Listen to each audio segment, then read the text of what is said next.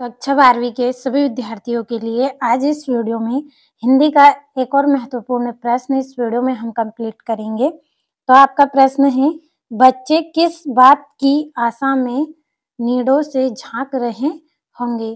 तो चलिए हम इस प्रश्न के आंसर को कंप्लीट करते हैं। तो एक बार पहले हम इसके आंसर को पढ़ेंगे फिर समझेंगे। तो इसका आंसर है, बच्चे इस बात की आशा में नीडों से झांक रहे होंगे कि सुबह से भोजन की तलाश में निकले उनके माता-पिता सूर्यास्त की बेला में अब वापस आ रहे होंगे और उनके लिए भोजन का दाना लाएंगे। तो यहाँ पे नीडों का जो अर्थ है, नीडों का अर्थ है कि घोंसला, और यहाँ पे एक चिड़िया के बच्चों की बात हो रही है। चिड़िया के बच्चे घोंसले से नीचे झांक रहे हैं कि उनके माता-पिता भोजन की तलाश में सुबह से गए हैं और शाम होने को आई है और उनके माता-पिता अब आ रहे हैं, तो वापस आ रहे हैं, तो वो उनके लिए कुछ न कुछ खाने के लिए ला रहे होंगे।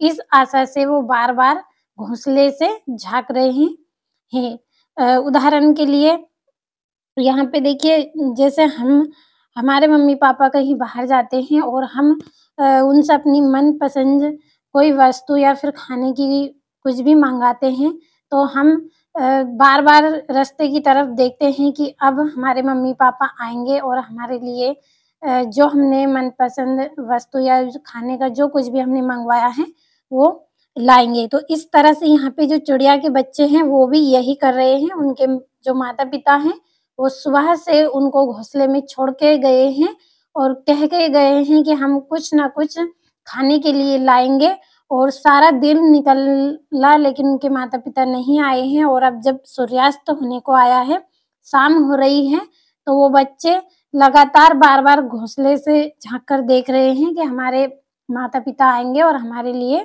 भोजन का दाना लाएँगे। तो समझ में आया होगा आपको, बहुत ही आसान और सरल है, कठिन नहीं है। 1-2 बार अच्छे से पढ़िए, समझिए, अच्छे से कंप्लीट आप कर लेंगे।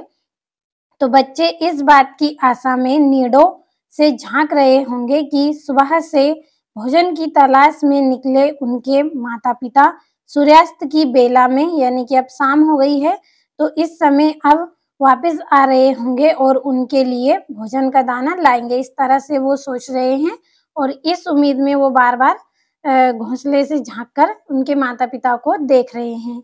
तो स्क्रीनशॉट के माध्यम से नोटबुक में नोट करें, कंप्लीट अच्छे से करें। महत्वपूर्ण प्रश्न आपको बताया है, एग्ज़ाम में पूछा जाता है, तो कंप्लीट अच्छे से करना है।